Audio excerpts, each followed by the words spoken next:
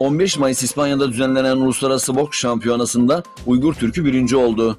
15 ülkeden boksörlerin katıldığı müsabakaya Çin boks grubuna vekaleten katılan Muhammed Tursun, 69 kilo sınıfında birinci olarak altın madalya kazandı.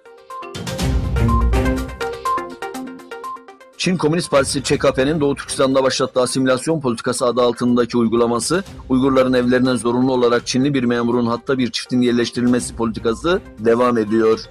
Gelen son bilgilere göre bu kampanyanın resmi başlığının etnik harmoni ve aile olmak olduğu, sloganın da insanları ziyaret edin, insanlara yarar sağlayın, insanların kalplerini kazanın olduğu öğrenildi.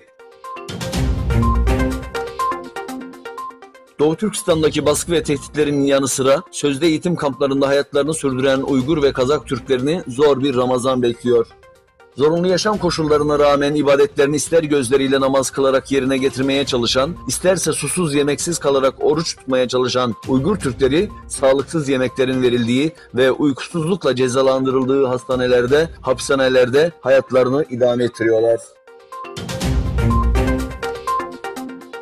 Son belirlemelere göre İsrail askerlerinin Gazze sınırında Filistinli göstericilere açtığı ateş sonucu 50'den fazla kişi öldü ve yüzlerce kişi yaralandı.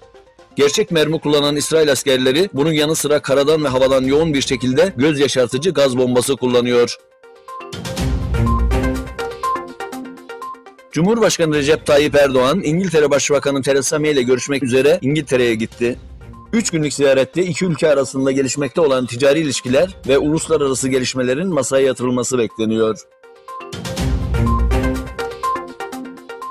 En ışıltılı bakışların gözlerinizde, en tatlı sözlerin kulaklarınızda, tüm mutlulukların avuçlarınızda ve en sonsuz sevgilerin gönlünüzce yaşanacağı, karanlık ve zulmetin yok olacağı bir Ramazan ayı dileğiyle. Bütün İslam alemine mübarek olsun.